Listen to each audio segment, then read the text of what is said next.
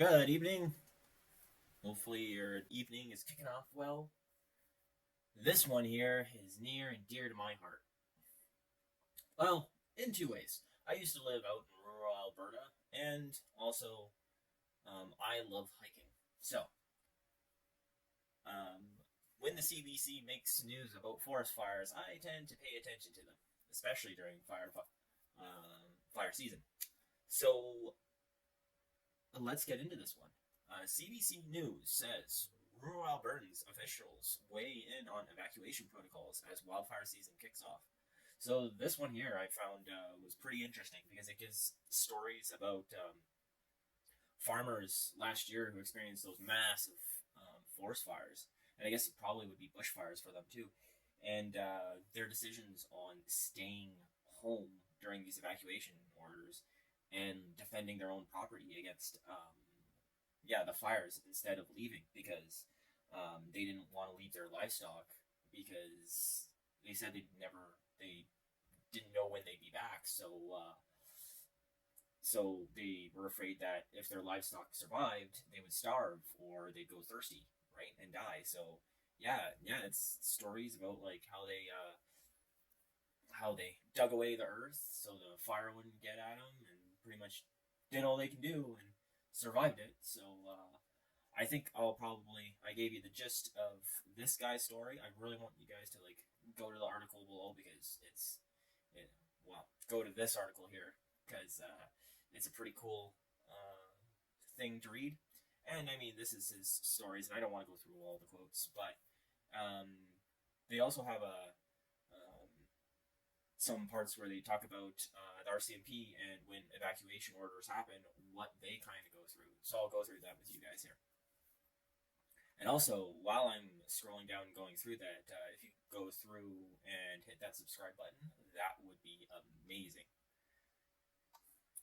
So, the mayor of this county that they were investigating or asking people questions on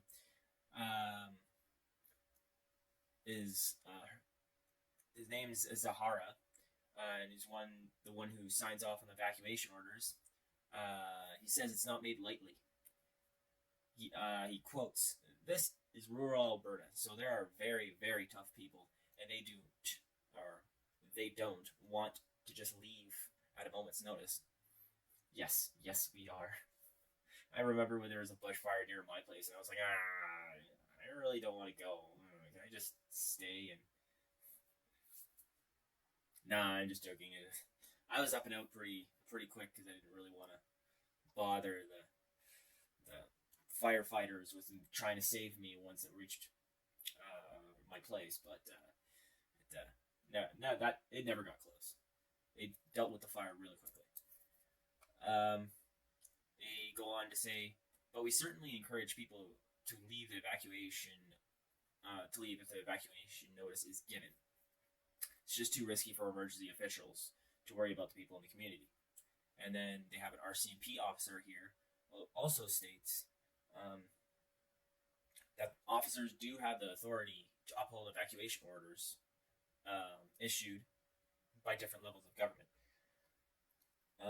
And this comes from, I think it's Corporal Matthew Howell.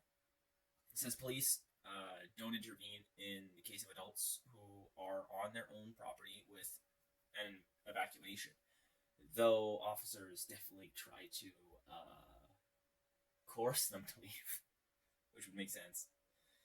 And apparently, if you leave your property, they will get you to leave the evacuation zone. That's what they say here. And another cool thing that, well, I don't know if it's cool, but like another interesting thing that they say down here, he says in some cases, police have ended up asking people who refuse to leave for their next of kin contact information and dental records so they can be identified if something happens.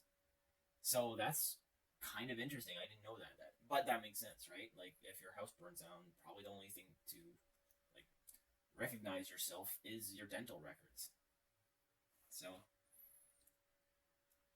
and then they go down further about removing children from evacuation zones and trying to get people to understand why they do evacuations, and um, he says that they understand that people loot belongings during evacuations. Apparently, that was like a really, really, really bad thing in 2023.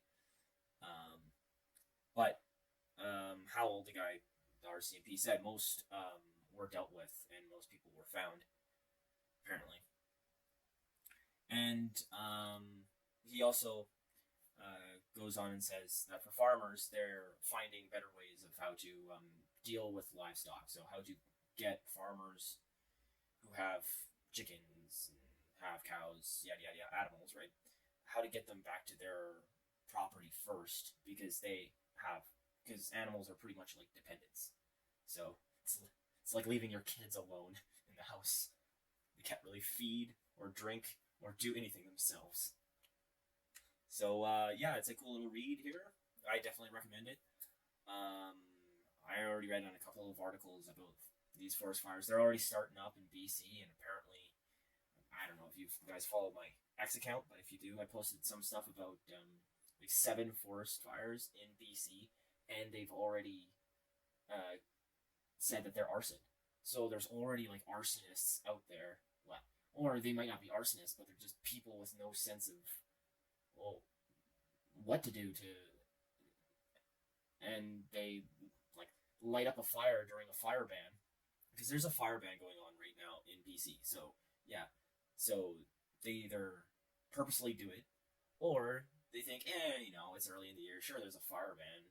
I'll just do a quick start a quick fire and get some smokies, or all the people who like light a cigarette and then just flick it out in the bush. That's even worse.